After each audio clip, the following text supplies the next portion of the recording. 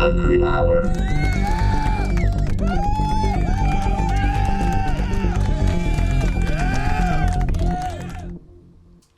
And we're on.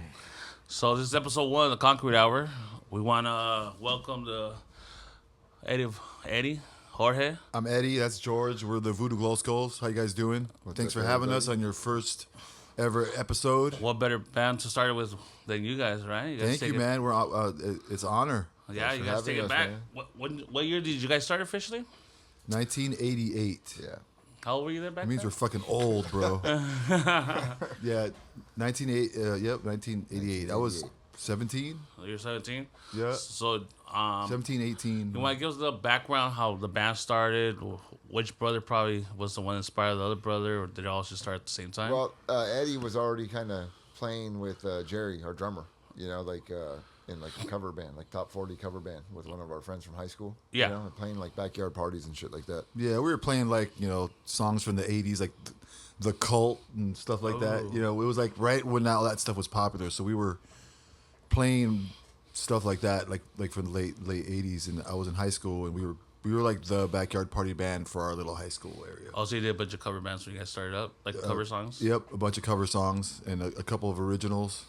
It was a 3-piece band called Say What You Will. It was just when you first start playing music, I don't know, you don't start the thing you're gonna do for the rest of your life. You play some, you start playing covers or play some weird style of music or whatever. So we were just a random 3-piece band that was trying to find a style, I guess. So how did that go to? So what happened was Frank had been, he had at one point bought a bass guitar. And, okay. Lost interest in it, so it was just sitting in the room. And Eddie and Jerry had this idea of starting, like a kind of punk, kind of funky type band, because we were like into Red Hot Chili Peppers and that kind of stuff. Yeah, like back then, I mean, in 1987, 88, the whole, like, the musical climate was different then. It was like A lot of funk, no? a lot of funk, a lot of white boy funk, like I mean, think about the Red Hot Chili Peppers being like in the early 20s. That's kind of the times, So it was about them and Fishbone and Jane's Addiction. Like those were the 3 bands from LA that were like the big bands that were getting signed, that were like like already traveling and stuff like that. Yeah. So that's what people wanted to be like, I guess, that were playing guitars and stuff when you were a kid, back then. Yeah. And but then there was like punk rock, like still was going on, of course. Yeah, like definitely. That and all kinds of other styles, but we wanted to be like those bands at that time. So we started playing like a mixture of music like that. Okay. Yeah, so back to the bass thing. So he wanted to start a different kind of band, and I was always around and into the same kind of stuff. At that time, I was like kind of singing, for stuff, doing the same shit, like cover band shit. You know what I mean? Yeah. And Eddie was like, "Why don't you learn the bass?" Oh, nice. It's kind of easy. It's only 4 strings. There's a bass right there. So I started learning how to play bass by learning how to play Iron Maiden albums. Oh shit, though. And then these guys, like I said, they wanted to do that. So we just kind of, me, him, and Jerry decided to start jamming at my mom's house. In one of our bedrooms. That's amazing. That's kind of how that started.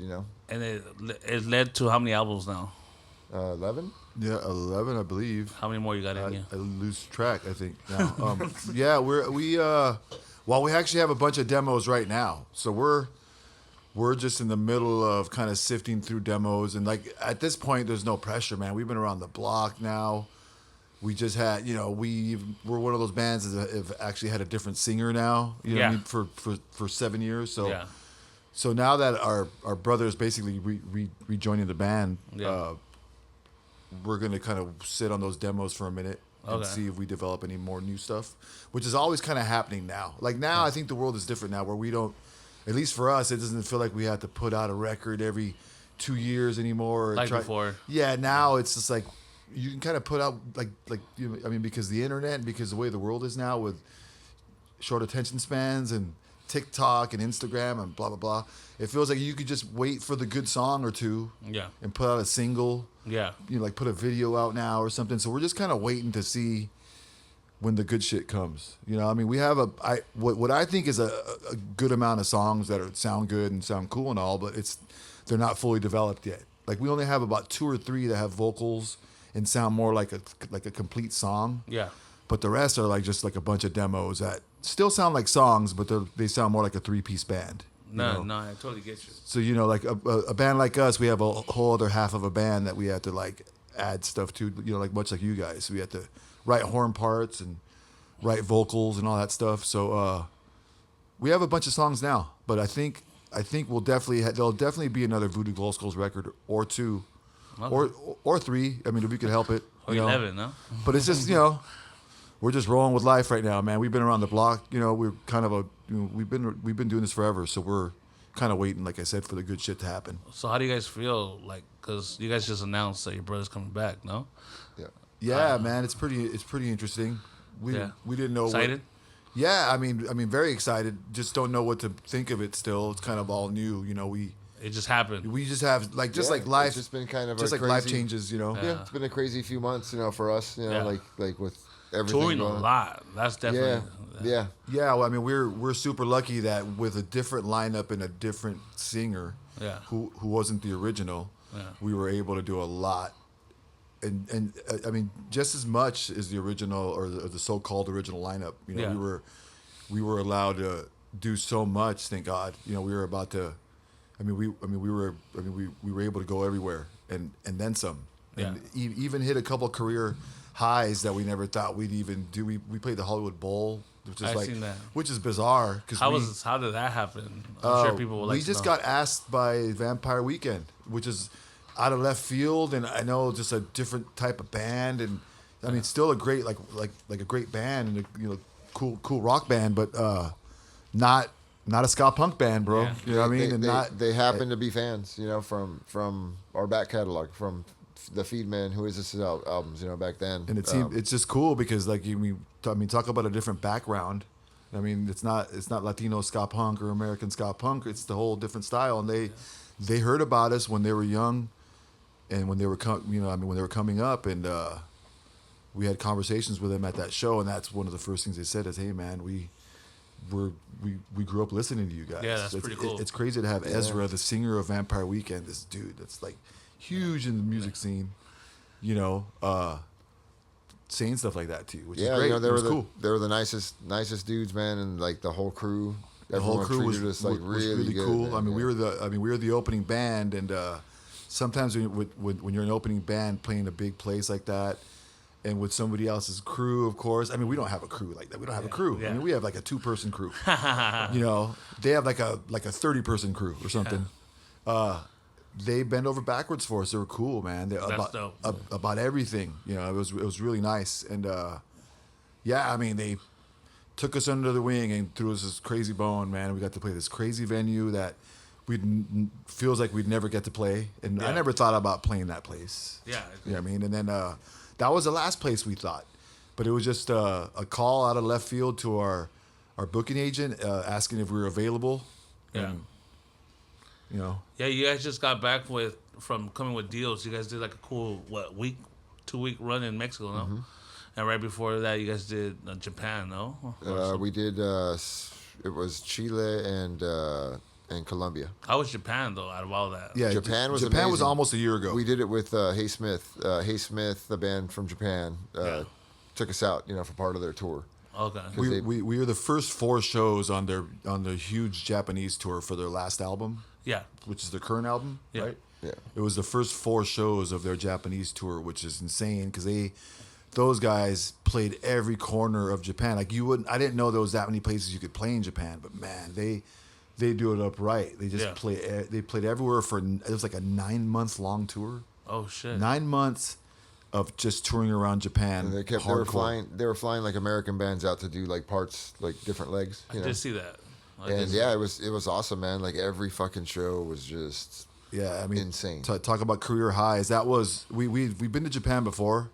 This is like the 6th or 7th time, but this was like one of the best times. And it's and that was with a different lineup even. So we still did some cool stuff. We were still able to keep it going and go out there with different people and have amazing times. Like I mean, those guys took us under their wing in Japan, and like we were exposed to this whole young crowd of the same type of music, but just like the new school the new like the new school Japanese ska punk band, and they're on a good one right now. I mean that band's on a ride, especially in their own country. Yeah. Japan's always been awesome. You know what I mean? Like luckily, when we got signed to Epitaph Records, it was Sony in Japan. So the first handful of times that we went, we were basically on Sony Records. So so we got to experience that, like the royal treatment. Basically, it was like being at a major there. It was insane. Yeah. So we weren't used to that. So the first few times we went, it was like really nice. Like everything was done so pro. You know what I mean? Yeah. And then we went a couple of times with just friends' bands, and it was just like DIY tours. Oh, I get it. And those tours were great too, because we got to experience the other side of it, like just being with your homies' band and stopping to eat where they'd eat after the show, and instead of getting taken in some fancy van or something, we would be with bands in their vehicles. Yeah. These dudes, the local spots. These dudes are one of the bands, like the dudes that fucking had the weed on the tour. Yeah. They fucking would put it in a bag and wrap it all crazy, tied to a string, and put it in the gas tank, and then pull it out every day. That's fucking amazing. So appreciate getting high in America. No, definitely. better appreciate it. No, actually, I'm talking to you guys. Yeah. Oh, that's true. No, I was David actually told me to ask you, how did you guys get part of getting Renfield? And that came with an email. Yeah. They emailed the band basically asking who was in charge of merchandise, and they wanted to buy some merchandise for the movie, and they didn't mention anything about anything about the band or being written into the script or anything. They didn't mention any of that. They just basically bought the merchandise and said, and we're going to use it. That's kind of a thing for wardrobe. I mean, that's happened to us in the past, where you'll see your band sticker on a locker in the background of some scene, like a 90210 or something. Yeah. That's the kind of stuff that would happen just by being on Epitaph Records. Cool. They would, they ask you for swag, for merch, so they could put it up, just have it in the background of somebody's bedroom or something like that, or on somebody's jacket there'll be a patch. So yeah, they asked, they sent they bought merch from us, like he was saying, and then all of a sudden, a year later, the film comes out and they mention the band, which is crazy. I mean, we had no idea. That's pretty cool, actually. But I guess the producer of the movie was a ska fan from the East Coast. I did notice that. Yeah, it was just a dude that grew up in the ska scene, and they wrote all that stuff in, apparently. And I did notice that on the soundtrack. There was a lot of influence. And it's nice. It's nice to be mentioned. I mean, they could mention anybody. Yeah. There was so many bands, especially back then, bands that we're friends with or know, and all this stuff. And it's cool to get mentioned. Yeah, definitely. Another thing I was going to ask you was, how did the whole thing with Felipe come? Meeting him, and you're officially his. That's through a friend of ours. Rodrigo Torres was a kid from our neighborhood, in Riverside, and he used to work at a record store. Used to work at the record store for us. When we'd leave on tour, he'd be the one that would hold it down, and stuff. And went on a few tours with us. Went on our first Warped tour with us, all that good stuff. He got into being a stand-up comic and ended up meeting pretty much all the dudes you'd want to meet in the Mexican comic world. You know what I mean? Yeah, definitely. But when they were all kind of small time still, he was around Fluffy. Yeah. He was around Fluffy. He was around Felipe, and just all those dudes. Armando Casillo. Yeah, Joe Coy. He met all these guys when they were still coming up, kind of new. Yeah, I mean, they were playing open mics and barely getting into improvs and clubs and stuff like that. And they'd come out to shows, everyone, they would come out. He'd bring a few of them out to shows, and even his last special he did not that a couple of years ago. I still heard you guys' track on it. So we met him through a friend of ours that used to work for the band, and then he got big. He got known, and then he just asked if they could use our song for the theme song for his first comedy special on Netflix. Yeah. Which is crazy, man. We're blown away because he had seen us live a few times, but we didn't think it'd go that far or anything, Yeah. Yeah, and we did a few cool things with him. Another time he hit us up to do. It was at the Staples Center.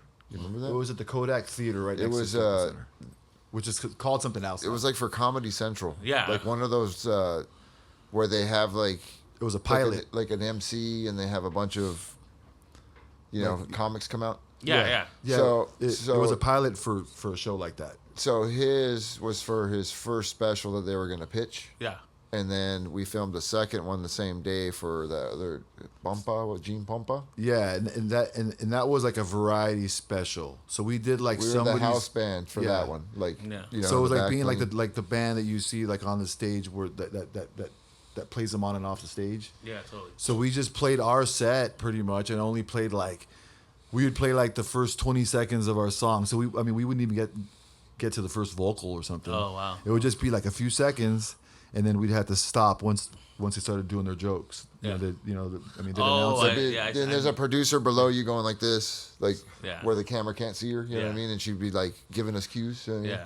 So we were just like the Tonight Show band. That's pretty cool. Like the same stuff. Like you just play like a song, and then when it was an intermission, they'd be like, okay, now play 4 of your songs in a row, like a set. That's pretty cool. So we were just doing our punk rock shit in front of like a bunch of people sitting at like round tables with cocktails. Really weird, but it's cool, man. You got to experience that side of life. Like a few times we've done those things because of stand-up comics, pretty much. Yeah. So we've been able to kind of see that whole side of things. It's like see what it's like to be like a band that's on a like a TV show style kind of thing. But so yeah, he hooked us up with that, which is great. Just to experience it. Yeah. So I have 2 questions for you guys here. What's your favorite tour story ever, and your worst tour experience ever on the road? Man, there's so many. Man. I'll let you one answer them.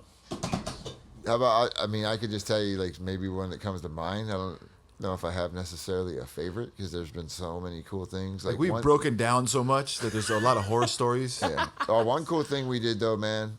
Like back in the day when we were rolling in buses, one of our the generator or whatever in the bus had to get fixed, and we had a day off in Florida. We were on tour, and I think we had that band Shelter with us. Yeah. Yeah, they used to be Youth of Today, Yeah. And the bus driver was friends with like the bus company owner's son, whatever. So he called him and said, "Hey, man, could I bring these guys to your ranch?" And it happened to be the ranch where Randy Rhoads died. Oh. Yeah, it was the headquarters of the Florida Custom Coach, which is like a bus company. We pull up to the spot, and it's like you pull into the driveway. And it's like in the edge of the Everglades in Florida. It's like a huge plantation. Yeah, and it's like you cross his runway when you come into his pad. Yeah. There's all these big airplane hangars full of buses, and then like he's got a couple full of like everything, like Harleys, fucking quads, everything you could think of, dude. Hot rods. But I mean, we get to the spot, and then we realize it's the actual spot where Randy Rhoads died. Like the same landing strip, the same house that his plane crashed into when he went up for like a little leisure flight with like some pilot. I think the bus driver that was driving Ozzy at the time was a pilot. Oh. And he was up all night though. Oh. So he drove them there to sleep, and then offered to take them up on like a small little plane for fun. And the guitar player said yes, along with like their crew person, and they ended up dying. And that was Randy Rhoads. They clipped the house, like the corner. So it was that place. So it was that actual house and that landing strip and everything. Yeah. How long did it take for you guys to notice that? The same bus company. Well, we kind of knew going in there. Oh, okay. But so dude, like since we had a day off, the guy had airboats. Yeah. Because it was all swamp in his backyard. Like you go to the back of his backyard, the edge. He was at the edge of the swamp. He had all these docks with airboats. Yeah. So they took us on these airboats, dude, through all these canals and shit with alligators, showing us all these like crazy, like 16-foot alligators, right? Yeah. We're in the jungle pretty much. In the jungle, Florida. And we pull into these. We're like 3 miles out into the jungle. We pull up to this island. And it's the island that the bus company owns. With I think Willie Nelson, and then another famous guy. I think Chris Christopherson or some famous country guy. And they built this. And the bus company owner, they own like a fantasy island type of island. Okay. That's in the middle of the Everglades. Swamp. And, wow. And you could only get there by airboat. And when we pulled up, because we were going to stay the night out there, you just see these little teepees. on the beach. And we're like, all right, cool, whatever. I guess we're sleeping on these little teepees or whatever, right? But I was like kind of tripping too because it's like there's alligators everywhere, right? Oh, shit. But there's quads on the beach, right? So the guys that are taking us on their boats tell us just get on the quads and follow the trails and you'll find camp. Yeah. So we get on these quads, man, and it was fucking badass. We're on these little fucking trails in the jungle, just wide enough to fit the quads. Yeah. And, in the middle of the fucking swamp. Yeah. And so it's like three bands. I think you wasn't Union 13 was with us? Union with us too? I think they were with us. It's so long ago now. I think it was Shelter and Union 13, and we all stayed on this island together. Like it was. I mean, it was like Gilligan's Island. Yeah. It was just like a little island, and it turns out there was just like quad trails and like tree swings. One of those like cable fucking lines that you're like hooked up to, and you have to jump off this big ass army platform. Yeah, it was like zip line. Zip line. There you go. And it was just bizarre. It was crazy, and it was like a place where like only those people only let certain people stay like on this island. But we just happened to catch it on the right weekend or something where it was the right day off, where they let us stay on this crazy place, and that's a great tour. Like yeah, that was cool. Yeah, we had a bunch of memory that was wild. A bunch of food. You know what I mean? Like barbecued. All that's that pretty shit. Cool. And there was a bunch of cabins, like they had little trails that you walk down. Yeah. And like cabins, but like each cabin was different. So one would have like a bed and a sink. Yeah. And like the next little cabin would have like a shower and 2 beds. Yeah. And another next shower would have like a fucking toilet and 1 bed. You know what I mean? Yeah. So we had stuff like that. Yeah. That was always like cool stuff like that. I mean, we have a lot of moments where it was just like we're just in like some surreal place on Europe or somewhere crazy. But worst stories, I think we were one of the worst stories.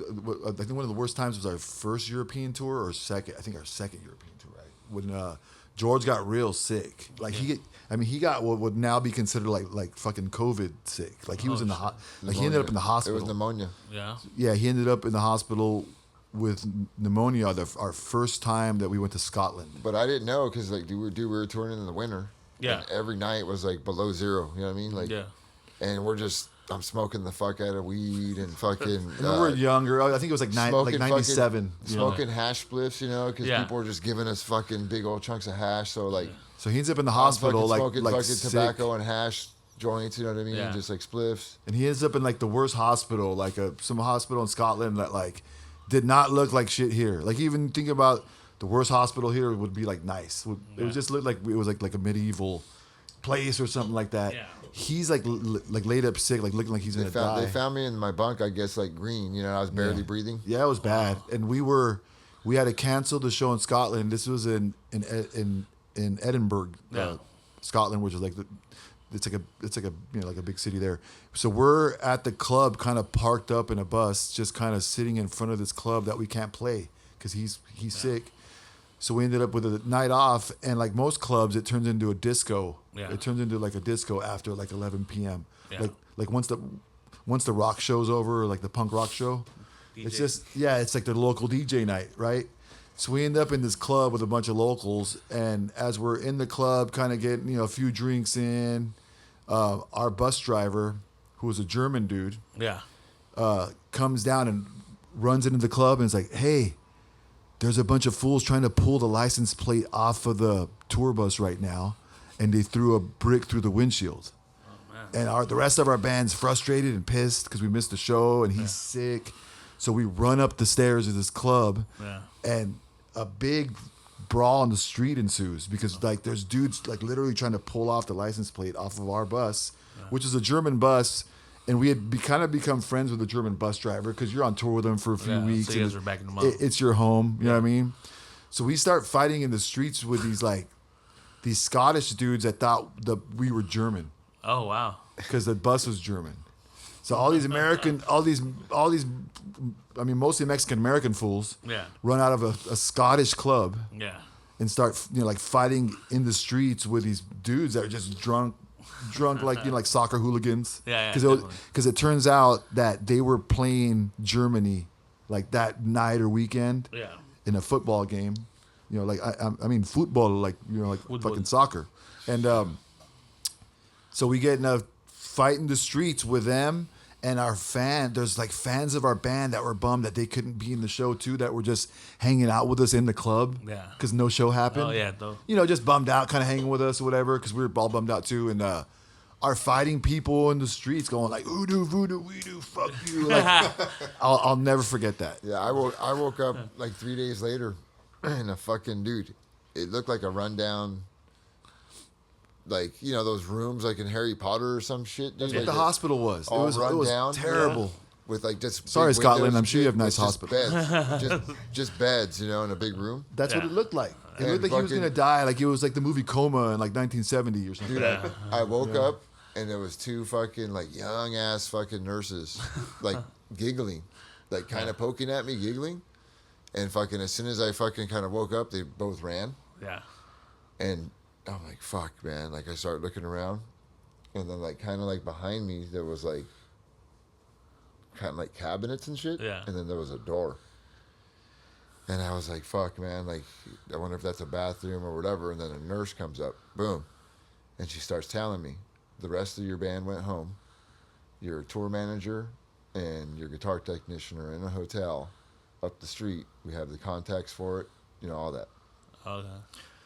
And she told me like where they were, and she left, right? Yeah. But she told me, I go, how long am I going to be in here? And she told me probably like a couple more days.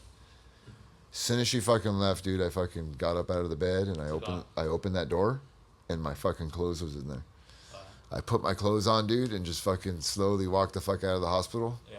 Went to the hotel, you know, and found the room and told those dudes, hey, I'm here. You know what I mean?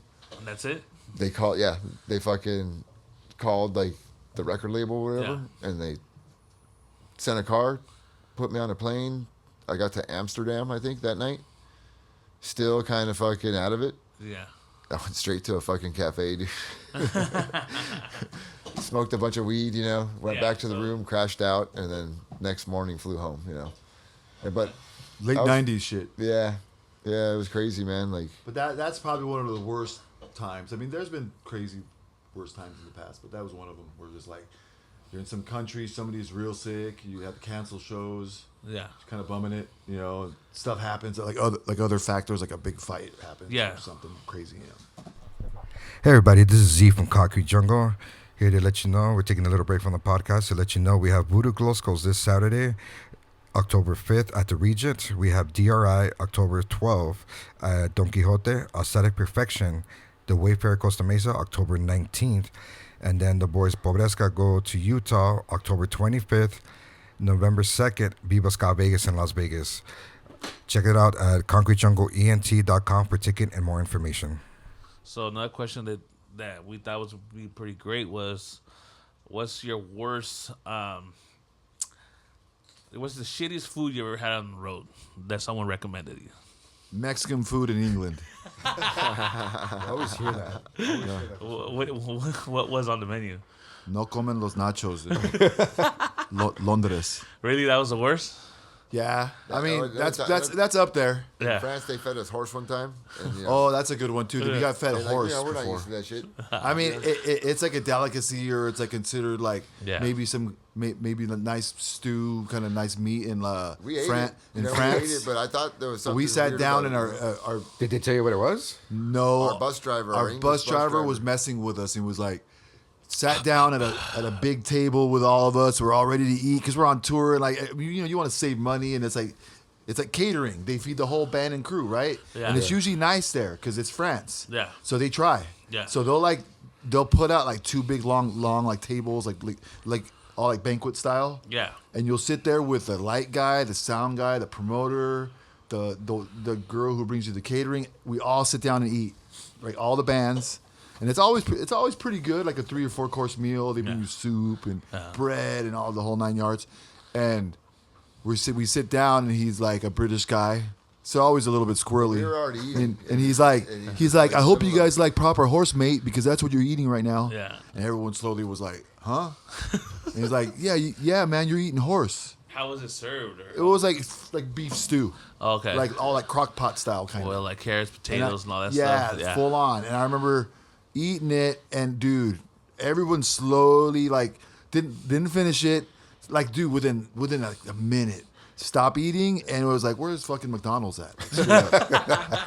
And then, When like, we later walked, on- you had to walk to the American Embassy. Yeah, later on, one of them asked me, like, what's these wrong? Whatever. And I was like, sorry, but, like, We're not used to eating this shit. we're not used to eat that. It's like, those are our pets. In a nice We way. live, you know what I mean? Yeah. Like, That's funny, man. Actually, There's horses in Riverside, for Christ's sake. Like, Yeah. if somebody's in somebody's yard, you're not going to eat it. I don't know. I mean, it's not like eating like a gallina or something. I mean, Yeah, that's definitely. that's a little different. But, Yeah. but yeah, dude, horse, straight up. So that was probably the worst for us, but everyone else seemed to enjoy it. That was a weirdo European. Yeah. That was used to that shit. Not us. And then the best... there's got to be a couple of them. Yeah, one of the best, dude, is Japan is like awesome. If you just go eat, just go to any Sushi. place around the corner, bro, and it's like awesome. that was a spot in Japan where you walk up to, like, a vending machine. There's pitchers. Yeah. Like bowls. Yeah. And you just hit the button and put the money in, and a little ticket comes out, and then you walk into the little spot. Yeah. And hand it to the chef, and he makes it right there on the spot. Oh wow. And, dude, I hit that place, like, I'm not even joking. Like, once I found it, Yeah. I just kept going back. That's Just kept amazing. going back. I couldn't stop. Peru is like, yeah, that's some of the best food, and that's known. I mean, that's known. That's a known thing Yeah, around the Peru world. was real good. But it's legit. Like, we didn't have like the best show there. I think we only been to Lima once, and it was like okay. Yeah. Like, the show was alright. Like, as far as like size of the crowd and stuff, it was just like a decent show. But the food and everything else was like amazing. Like it's like you're eating the best food in the world. Yeah, kind of totally. That was cool. We did that. We've done that before. There's been a few places. Any- I mean, any always get in you Mexico. sick? Always in Mexico. Any Best food get you sick on the road? Oh yeah. Yeah. Oh yeah. We've been sick before on tour for sure like that. I can't think of anywhere right now, but there's been some terrible shit before. Yeah. Sounds about right. Yeah, we've been all sick on tour before, throwing up and having to play. We played one time and George threw up in a bucket. I mean, in a trash can, like on cue. The first time we played with the dudes from the Descendants when they were all, I was sick as fuck, man. And It was us and the band called All, which is the Descendants without the singer, Oh, got it. and that was what they did throughout the '90s when the singer was in school. Yeah. And they couldn't be the Descendants, so they were called All, Okay. and they were kind of known. I mean, they're a known thing. I mean, they're like a legendary pop punk band. All and the Dance Hall Crashers and Definitely. and Voodoo were playing in Cleveland, and we were all getting sick, like really sick, bad flu style, Yeah. and George was the worst. I was backstage throwing up in the trash can, and then it came our time to play, man. So Yeah, definitely. And he threw up like on They just- cue, they like just on put a certain trash parts of the can next to song, me on like it stage. was planned, Oh. like and then playing still, and like the crowd just like, what the fuck's going on? But we're still trying to get through the show, so we had like a crazy puke. That's So where he good. basically puked into a trash can, kind Stage. of like in front of people for a minute, Yeah. and But got that through the show. that kind of started our relationship with those dudes. You know, we ended up doing kind of a lot with them, and we happened to be on one of the tours with them in Philadelphia. Yeah. And Milo showed up with his wife, Yeah.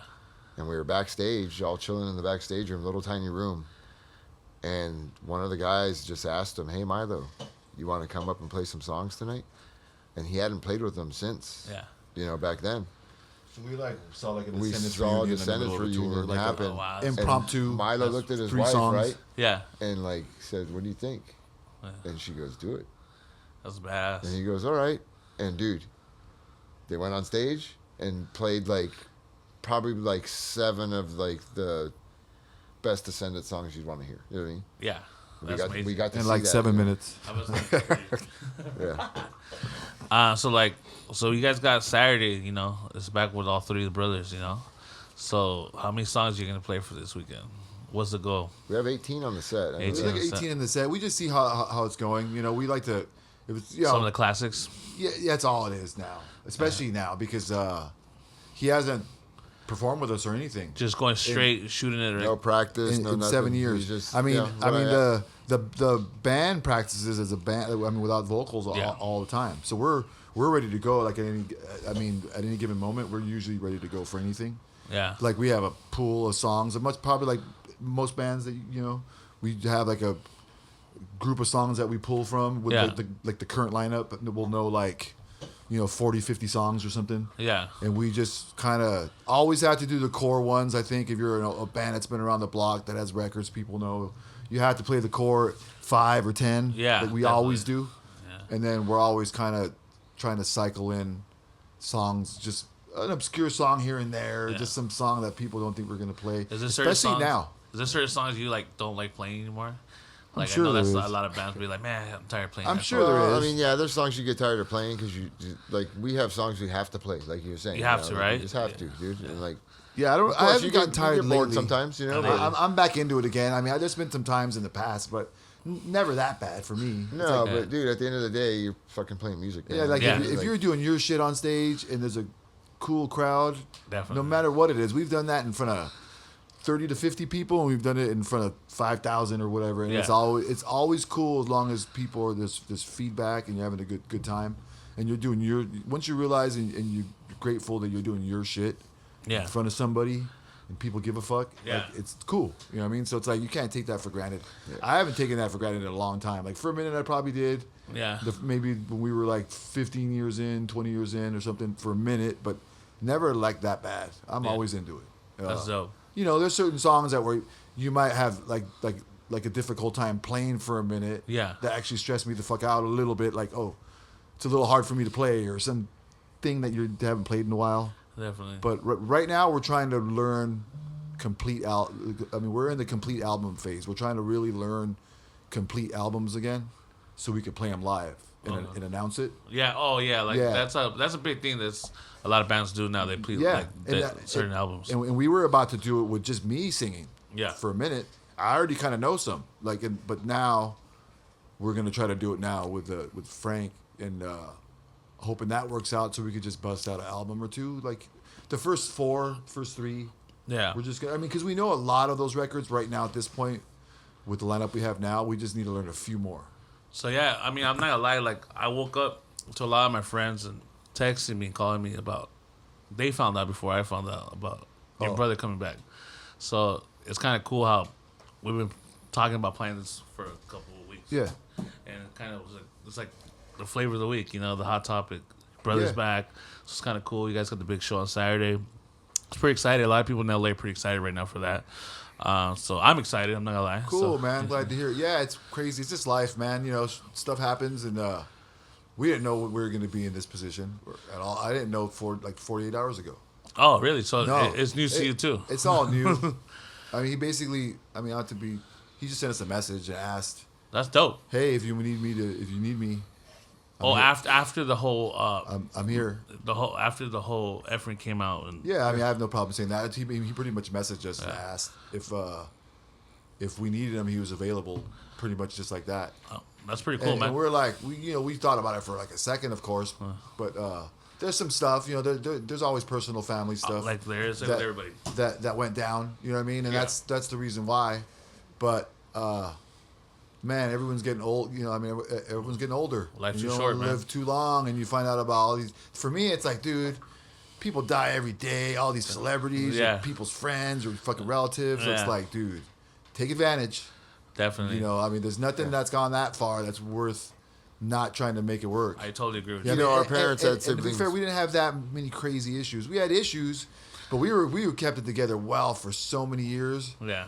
With 3 brothers playing in a band, That sounds cool. There's always shit that's always happened to us here and there, Yeah. but not enough to not play. Definitely. But finally, when it did, that dude had a lot of stuff going on in his life at that time. Definitely. Especially, he has some stuff going on now in his life. So it's Yeah. like, I'm excited for the 3 though. I'll be real with you. yeah. So we're just trying to, put some positivity out there and get back to our original shit. You know what I mean? Yeah. And yeah. After this, you guys hit the road again. Well, what's right after LA? What do you guys hit We're next? just doing kind of random stuff like that. We're doing like one-off shows. We're The doing Vegas one with you guys? Yeah. We're doing Vegas, Viva Ska Vegas. Yes, coming up. At the Fremont Country Club and Backstage Billiards, I think. Yeah. Those are cool places to play. We got out of country too, no? Coming up. Yeah. Costa Rica and Australia. We're going, Costa Rica and Australia, November and December. Like five shows or six shows in Australia. Yeah. We're going back. It's been a while. We went in 2015. Was the Yeah. last time. And we've been a handful of times too, like 5 or 6 times now. It's awesome. It's far, but it's incredible. It's one of the best places, if you ask me. Yeah. It's right up there with a few other places like Japan or like Europe, like spots in Europe. Yeah. And like going to Mexico. So another place in the world that appreciates it, that is usually worthwhile, and then some, because you get to see cool things. Yeah. So yeah, we're doing that, and then Punk in the Park too in the middle of November with Offspring and Pennywise and Manic. What city is that one in? That's in San Diego. San Diego. All right. Cool. So thankfully we got on that one. Yeah. And then now it should be extra cool because our brother's gonna do it with us. A lot of cool things. So we're stoked about that. You know, it's just, I don't know. People seem excited to see it. Yeah. And we still like doing it, man. No matter what. Even Dios called me yesterday, and he was excited. When the news hit him from Out of Control Army. Yeah. Oh man, Deals is the man. Yeah. He was like, kind of just want to fly in just to see that. He told me yesterday. Yeah. So that's cool. You know. Yeah, man. I love Deals. Deals is he's part of the crew, man. Yeah, definitely is. I have one question there. How was doing Mexico with you taking over on vocals? It was it wasn't as scary as I thought it was gonna be. Yeah. Cause you know how Mexico is, man. It's like, I think if you're gonna want to win a crowd over, it's gonna be there. I don't know. I mean, I care about everywhere else. Don't get me wrong. Yeah. But it seems like one of those places where they'll be like, no mames, fuck off. You know what I mean? Straight up. So to me, it was the best challenge because I the first one I ever had to sing. Yeah. Was one that Ephraim couldn't make about 2 years ago. Yeah. We were opening it up we were supporting Ska P. Oh, Scott Pitt. Yeah, and who's one of the most famous bands in the world for that style of music. So the show was a giant show in a park, the parque of whatever it's called. Mexico, right? Yep. Yeah. In Tijuana. And dude, there's like 10, 15,000 people. Yeah. And we were at to support him, and he can't make it. But I found out about 3 weeks before, thankfully. So you were training. So I was training, and it turns out, I mean, it got good to me on this Mexican tour. Yeah. I mean, I'm not gonna lie. I was like prepared, like, oh, if we got to figure out a way to, we were already thinking like, I'll do it for a while. If we feel we need a lead guy, we'll bring one in later. We were thinking about ideas, you know, and so we were definitely not gonna stop, and it was sounding good. I mean, and it got pretty good to me, like where I was like, okay. In my head, I was preparing. How could I put it without sounding weird? The ego that I feel like I don't have, because I don't think I'm frontman centric. I don't think it's not really my thing. Yeah. I never had aspirations of like, I'm gonna be the lead singer in a band and be the dude and hold the mic. It's not really my style. I'm the guitar player that writes the songs, and does write the lyrics and sings like backup vocals, but I'm just not that dude. Or it feels like I'm not. But it got good to me. Because I know it's our music, and I felt like I sounded close to the records, if not like the record. Yeah. And I was right there writing that stuff. You know what I mean? So it feels like I'm singing. To be honest with you, it feels like I'm singing my shit. Yeah. You know what I mean? Well, actually, it was funny because to be blunt about it, I ran into you on Saturday, right?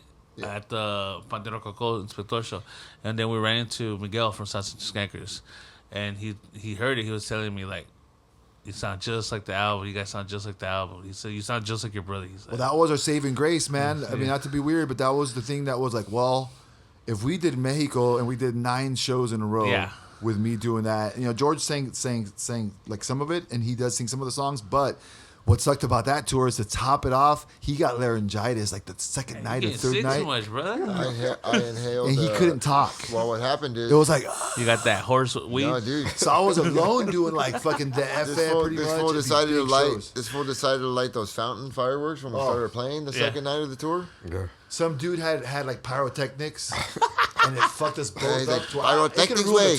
And just fucking dude. I breathed like in like the we fucking, inhaled this like gasoline shit. He threw it on the and my stage? voice just No, left. they had like those Amazon Pyrotech thing? exactly For like $9.99? Yeah, exactly, bro. And it was like the the sparkler ones. Sparkle ones. Like the sparkle ones. Yeah. And they were like, it looked when we were playing, I was like, oh fuck yeah, this is like what fucking Metallica feels like. It was cool like that, right? Like because the show was like a pretty good sized show. It was a show in Hermosillo. I'm trying to sing and I breathed it in and inhaled it, and my voice just went. Dude, it was just gone. There's nothing like that feeling. There's videos online of us starting our set, and it's like, dude, on top of having to sing it, and it's only like the third night. Yeah. I start singing the first song, and you see the things go up, the sparklers. Yeah. And I turn around, because I'm like inhaling this like almost gas kind of this gas. Yeah, I feel you. And I'm like, Yeah. and there's like 500 people in front of me or something. So it was like, dude.